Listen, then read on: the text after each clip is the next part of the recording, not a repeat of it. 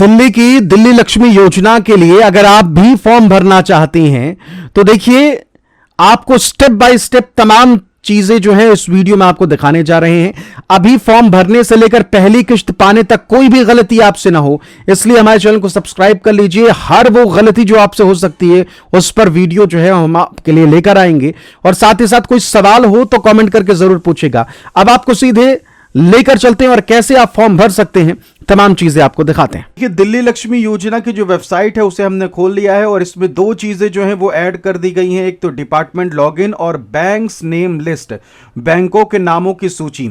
तो पात्रता, कागज और आवेदन कैसे करें ये देखें, उससे पहले ये देख लीजिए कि कौन से ऐसे बैंक है जिनमें आपको पैसा मिलेगा। इसके अलावा अगर किसी और बैंक में आपका खाता है तो फिर आपको नया अकाउंट इन 19 बैंकों में से किसी एक में खुलवाना पड़ सकता है। तो लिस्ट एक बार देख लीजिए।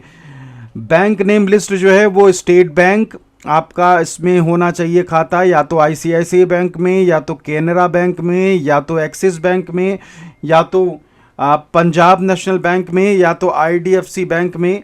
इसके अलावा बैंक ऑफ बड़ौदा में, यूनियन बैंक ऑफ इंडिया में, यस बैंक में, आईडीबीआई बैंक में, इंडियन बैंक में, Karnataka bank, IndusInd bank, UCO bank और बैंक ऑफ महाराष्ट्र। इन्हीं में से जो है आपका कह लीजिए कि होना चाहिए, इसके अलावा नहीं होना चाहिए। अगर किसी और में है तो फिर आप भूल जाइए कि भाई आपको ये किस्त जो है वो मिलेगी। फ़िलहाल तो ये किस्त आपको नहीं मिलेगी, आपको नया अकाउंट खुलवाना होगा और उसके बाद फिर से आपको आवेदन जो है वो करना होगा। तो एक चीज़ जो है वो ज़रूर ध्यान में रखिएगा, नहीं तो फिर दिक्कत जो है वो हो सकती है। सीधा सा हिसाब ये है कि अब जब आप इन्हीं में से किसी एक में जिस महिला को लाभ चाहिए वो अगर खाता खुलवा लेती हैं तब आप अप्लाई करिए। दिल्ली लक्ष्मी योजना डीएलवाई के अंतर्गत वित्तीय सहायता प्राप्त करने के लिए आवेदक का central bank digital currency CBDC प्रणाली से जुड़े निम्नलिखित बैंकों में से किसी एक में सक्रिय बैंक खाता होना आवश्यक है। ये आपको मैंने बता दिया। अब आते हैं पात्रता में। तो देखिए पात्रता हमने खोल दी है, 12 पात्रताएं जो हैं वो हैं। उसके बाद मैं आवेदन कैसे करना है वो भी स्टेप बाय स्टेप आपको दिखाऊंगा, सारी चीज़ें बताऊंगा। पूरा वीडियो ध्यान से देखना है जिससे कि आपसे कोई गलती ना हो। आवेदक महिला होनी चाहिए, ये तो कह लीजिए कि ऑब्वियस सी बात है। आवेदक परिवार के सबसे बड़ी महिला सदस्य होनी चाहिए, ये ज़रूरी है। ध्यान रखिएगा अगर आपके परिवार में कोई सबसे बड़ी जो महिला हैं और वो पेंशन पा रही हैं तो वो फिर इस योजना का लाभ नहीं ले पाएंगी। उससे नीचे जो भी महिला होंगी वो फिर इसका लाभ लेंगी जो 60 साल की उम्र से नीचे हैं। ठीक है। आवेदन जमा करने के तारीख पर आवेदक की उम्र यानी कि जो भी महिला आवेदक यानी महिला आवेदक की उम्र 21 से 60 साल के बीच होनी चाहिए, तो ये ध्यान में रखिएगा। वार्षिक पारिवारिक आय 2.5 लाख से अधिक नहीं होनी चाहिए, ये ध्यान में रखिएगा। पारिवारिक आय है, महिला की आय नहीं है, पूरे परिवार की आमदनी इतनी होनी चाहिए। इसके लिए क्या कागज़ लगेंगे वो हम आपको आगे बताएंगे, इसलिए पूरा आपको देखना है अच्छे से। आवेदन जमा करने की तारीख तक आवेदक या उनके पति या उनके माता पिता में से किसी एक का दिल्ली का निवासी होना ज़रूरी है, कम से कम पिछले 10 साल से दिल्ली में रह रहे हों।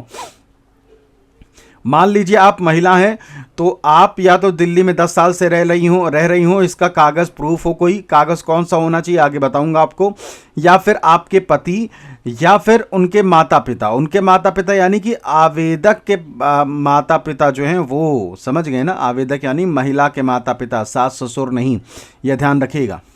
आवेदक दिल्ली का पंजीकृत मतदाता हो यानी कि वोटर आईडी कार्ड आपकी दिल्ली की बनी हो, ठीक, वो ध्यान में रखिएगा।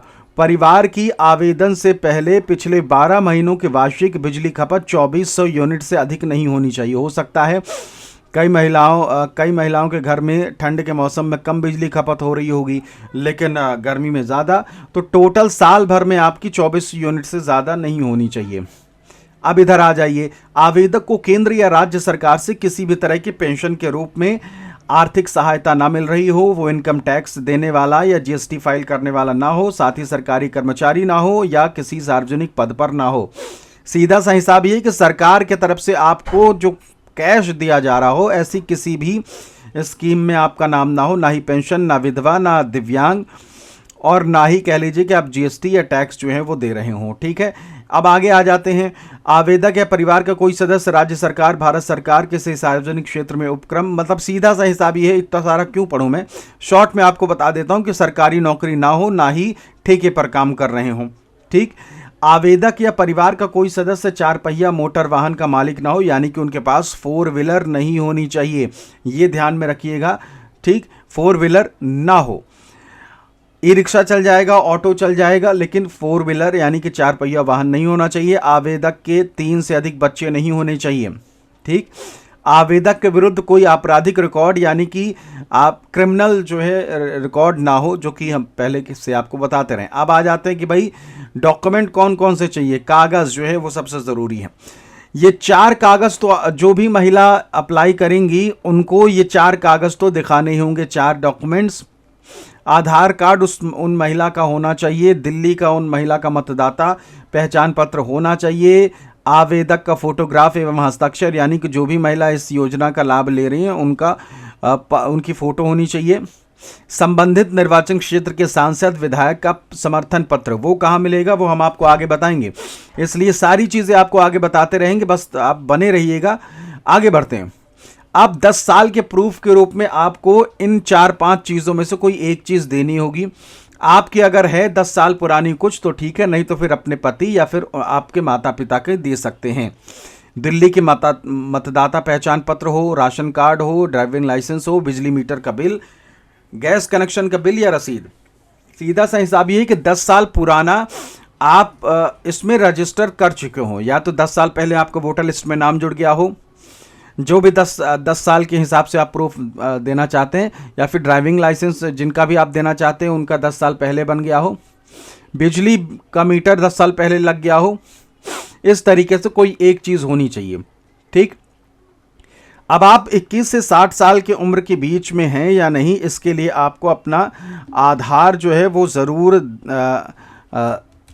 दे सकते हैं, मतलब आधार कह रहा हूँ मैं, आधार कार्ड, जन्म प्रमाण पत्र, पिछली स्कूल लिविंग सर्टिफिकेट या फिर 10वीं का certificate, driving licence, PAN card, Aadhaar card या वोटर आईडी कार्ड, इनमें से कोई भी एक चीज़ अपनी उम्र के लिए आप दे सकते हैं कि भाई मेरी उम्र इतनी है और ये है इसका प्रूफ। ठीक, तो ये हो गई सबसे ज़रूरी चीज़। अब आ जाते हैं अप्लाई यानी कि आवेदन कैसे करना है। अब देखिए, जिस भी महिला को आवेदन करना है, पहली बात तो हम बता दें कि आप खुद से मत करिएगा। बहुत सारी ऐसे महिलाएं जो हैं वो बता रही हैं कि हमसे गलती से भर गया है, ये हो गया है, वो हो गया है, अधूरी जानकारी हमने डाल दी है, अब हम क्या कर सकें। देखिए, अब उनकी दिक्कत बढ़ गई और इसलिए मैं कहता हूँ साइबर कैफ़े भले 200-400 लें, लेकिन उनसे भरवाइए। अब देख लीजिए, एक मोटे तौर पर देख लीजिए कैसे भरना है, जिससे कि आपको भी थोड़ी नॉलेज हो वहाँ के लिए। तो रजिस्टर नाउ में आपको क्लिक करना है और फिर उसके बाद अपनी डिटेल डालनी है। आधार नंबर यहाँ डाल देना है, आधार कार्ड में जो नाम आपका है वो डाल देना है, और यहाँ आपको डेट ऑफ बर्थ जो है अपनी सेलेक्ट कर लेनी है, यहाँ कैप्चा कोड डाल देना और कंटिन्यू कर देना है। इसके बाद OTP वगैरह आएगा और आपका नया अकाउंट जो है इसमें बन जाएगा। फिर उसके बाद आपको फॉर्म भरना है। फॉर्म कैसे भरना है, अब चलिए सारी चीज़ें, कौन कौन से सवालात होंगे, सब कुछ आपको एक बार दिखा देते हैं। तो रजिस्ट्रेशन करने के बाद जो पहला सवाल आपके लिए आएगा जब आप योजना के लिए फॉर्म भरेंगे, वो आपके सामने है। क्या आप या आपके पति या आपके माता पिता कम से कम 10 वर्षों से दिल्ली के निवासी हैं? इसमें आपको यस में जवाब देना है, हाँ में जवाब देना है, तभी आप इस योजना का लाभ ले पाएंगे। क्या आपकी वार्षिक पारिवारिक आय 2,50,000 से अधिक है? इसमें आपको नहीं में जवाब देना है, तब जाके आप अपने कह लीजिए कि फॉर्म भर पाएंगे। इसके अलावा अगला सवाल है, क्या आपके परिवार की आवेदन से पहले के पिछले 12 महीनों की वार्षिक बिजली खपत 24 यूनिट से अधिक है? 24 यूनिट से अधिक है ये पूछा जा रहा है, तो 24 यूनिट से नहीं है अधिक, इसलिए यहाँ आपको नहीं जो है वो ओके करना है। अब आगे चलते हैं अगले पेज में। अगला सवाल रहेगा जो अभी खपत वाली, ये वाला तो हमने देख लिया था। नीचे अगर आते हैं, क्या आपको केंद्र या राज्य सरकार की किसी कल्याणकारी योजना के अंतर्गत पेंशन अथवा अन्य वित्तीय सहायता प्राप्त हो रही है? इसमें आपको नहीं में जवाब देना है। ठीक। के बाद जब आप आगे जाएंगे तो फिर आपको जो भी महिला इस योजना के तहत फॉर्म भरना चाहती हैं उनका डिटेल जो है वो यहाँ मांगा जाएगा। ठीक है, तो डिटेल आपके सामने, ये डिटेल आपको डाल देनी है। आवेदक का विवरण, उनके पिताजी का नाम, जिस भी महिला का फॉर्म भरना है उनके पिताजी का नाम यहाँ डाल देना है, जो कि कागज़ों में लिखा हो, ध्यान रखिएगा। यानी कि उनका जो भी आप प्रूफ के तौर पर लगाने वाली हैं, वोटर ID कार्ड या आधार कार्ड, वोटर ID कार्ड में जो लिखा होगा वो यहाँ डालिएगा। अपनी माताजी का नाम जो है वो यहाँ डाल दीजिएगा। शादी आपकी हो चुकी है तो यहाँ सेलेक्ट करके मैरिड, शादीशुदा कर दीजिएगा, नहीं तो शादी जो है वो नहीं हुई है वो सेलेक्ट करिएगा। बच्चे कितने हैं इसमें आपको देखिए 3 से ज़्यादा ऑप्शन मिलेगा नहीं, तो आपके जितने भी बच्चे होंगे वो यहाँ मेंशन कर दीजिएगा, 3, 2 या 1 जितने भी, या फिर नहीं होंगे तो वो भी लिख सकती हैं। आपका व्यवसाय क्या है वो आप यहाँ सेलेक्ट करके डाल सकती हैं। इसमें 7-8 ऑप्शन होगा, जिसमें सैलरीड हो गया, बिजनेस हो गया, घरेलू काम, घरेलू बिजनेस, या फिर जो भी है। तो फिर आप या तो ये सब सेलेक्ट करिए या तो फिर अदर्स जो है ऑप्शन सेलेक्ट करिएगा।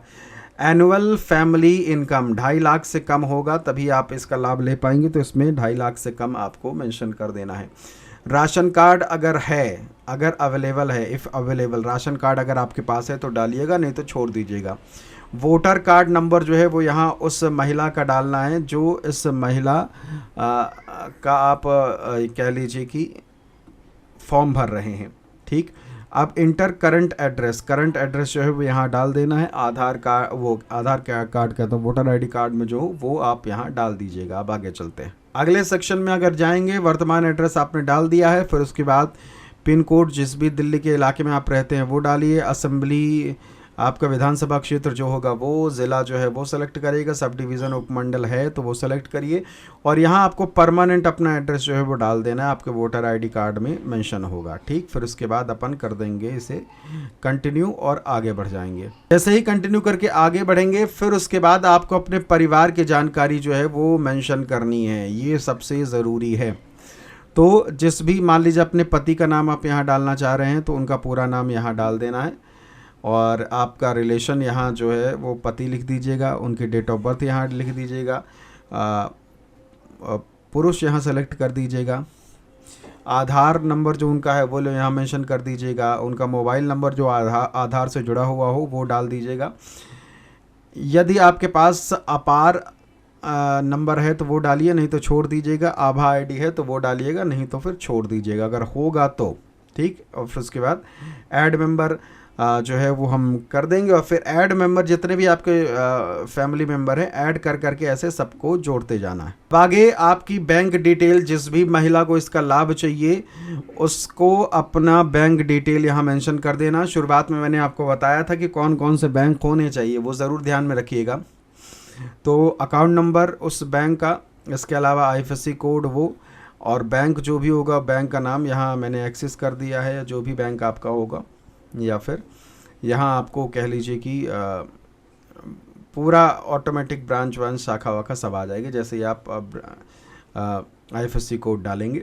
इसके अलावा यहाँ ज़रूर देखिएगा कि CBDC supported bank list, CBDC समर्थित बैंक सूची, जो शुरुआत में मैंने आपको बैंक लिस्ट बताई थी वही बैंक लिस्ट होनी चाहिए। इसके अलावा कोई और बैंक है तो सबसे पहले खाता खुलवा लीजिए। के नीचे एक और ऑप्शन आएगा, आपको कैसा पेमेंट जो सरकार देगी, पूरा 2500 रुपये आपको जमा करना है FD या RD में, या फिर आपको 1500 जमा करना है और 1000 कैश चाहिए आपके अकाउंट में आ जाए। इन दोनों में से कोई एक सेलेक्ट करना है। इसमें कोई ऐसा ऑप्शन नहीं है जिसमें ये बोला जा रहा हो कि आप 2500 पूरा कैश ले लीजिए। 2 ही ऑप्शन है, या तो आप पूरा 2500 जमा कर दीजिए जो कि आपको कह लीजिए कि 3 साल बाद जो मिलेगा। मान लीजिए पूरा 2500 आप जमा कर देती हैं तो 2500 गुणे अगर आप 36 करिए 3 साल का तो देखिए आपको 90,000 मिलेगा, और इसमें इंटरेस्ट और जुड़ सकता है 8 से 10 लाख, 8 से 10,000 तो 1 लाख तक पहुंच सकता है। ठीक है, मान लीजिए आप 1500 जमा करती हैं तो 1500 जो है गुणे अगर आप 36 कर लीजिए तो देखिए आपको 54,000 के आसपास मिल जाएगा, और 5 से 6,000 इंटरेस्ट मिल जाएगा, तो टोटल 60,000 आपको 3 साल बाद मिलेगा, और 1,000 लगातार हर महीने मिलता रहेगा। अब यहाँ आपको दस्तावेज़ जो आपके डॉक्यूमेंट्स हैं वो भरने को ऑप्शन मिलेगा। यहाँ आप ज़रूर देखिएगा नीचे क्या लिखा हुआ है। अपलोड के निर्देश जो हैं वो यहाँ लिखे हुए हैं। Supporting documents upload only JPG, JPEG और PDF files. Maximum file size 500 KB से ज़्यादा नहीं होनी चाहिए। फ़ोटोग्राफ और सिग्नेचर जो है आपके 200 केबी से ज़्यादा नहीं होनी चाहिए। तो यहाँ आधार कार्ड जो है वो आपको अपलोड कर देना है। वोटर आईडी कार्ड जो है वो अपलोड कर देना है। डॉक्यूमेंट रिक्वायर्ड 10 साल की अवधि के लिए जो आप डाल रहे हैं, 10 साल से आप दिल्ली में रह रहे हैं, उसका प्रूफ यहाँ अपलोड कर देना है। Document required for age proof वो यहाँ अपलोड कर देना है। फ़ोटो और हस्ताक्षर अपलोड करने के लिए विवरण। फ़ोटोग्राफ ऑफ द एप्लीकेंट, तो यहाँ आपको तस्वीर अपलोड कर देनी है। और नीचे सिग्नेचर या अंगूठे का निशान जो है वो आपको यहाँ अपलोड कर देना है। ठीक, इसके बाद ये बहुत सारी चीज़ें जो हैं वो आपको आवेदक की जिम्मेदारियां, सहमति पर आपको क्लिक करना पड़ेगा। और इसमें आप देख लीजिएगा, मैं परिवार के सभी स्कूल आयु के बच्चों का प्रवेश सरकारी मान्यता प्राप्त निजी विद्यालयों में सुनिश्चित करूंगी। यस यस यस यस सब में आपको करना पड़ेगा, तभी आप इसका लाभ ले पाएंगे। अब आगे आ जाते हैं। आगे जब आएंगे तो देखिए आपकी कुछ डिटेल यहाँ आ जाएगी। और इसके बाद देखिए MP MLA इंडोर्समेंट लेटर जो है वो आपको मिलेगा। यहाँ से आपको डाउनलोड कर लेना है और फिर उसमें सिग्नेचर कराना है। वो लेटर कैसा होगा वो दिखाते हैं आपको। तो कुछ इस तरीके का वो लेटर होगा, जहाँ यहाँ आपका नाम, आपके पति का नाम और आपके पता वता सब कुछ लिखा रहेगा जो आपने शुरुआत में भरा था। और फिर दिल्ली सरकार की दिल्ली लक्ष्मी योजना अंतर्गत प्रतिमाह 2500 की वित्तीय सहायता प्राप्त करना चाहती हूँ। अतः आपसे अनुरोध है कि कृपया मेरे आवेदन पत्र का समर्थन करने की कृपा करें ताकि मैं दिल्ली लक्ष्मी योजना का लाभ प्राप्त कर सकूं। इसके लिए मैं आपके सदैव आभारी रहूंगी। ये चीज़ जो हिंदी में है वही चीज़ यहाँ इंग्लिश में है।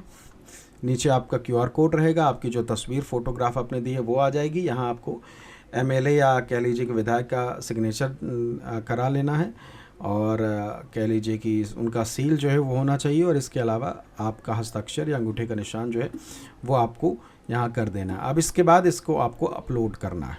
अब यहाँ देखिए ये अपलोड का ऑप्शन है, जो आप लेके आएंगे उसकी फ़ोटो खींच के लेटर को यहाँ अपलोड कर देना है। फिर उसके बाद फाइनल सबमिट कर देना है। जब आपका फॉर्म भर जाएगा तो इस तरीके से एक्नॉलेजमेंट रिसिप्ट जो है, पावती जो है वो आपको मिल जाएगी, जिसमें आपकी आवेदन संख्या, पंजीकरण संख्या, आवेदक का नाम, योजना, आवेदन की तिथि, विधानसभा क्षेत्र, ज़िला, मोबाइल नंबर, सारी चीज़ें मेंशन होंगी। फाइनल आपको सबमिट कर देना और इस तरीके से आपका फॉर्म जो है वो सबमिट हो जाएगा।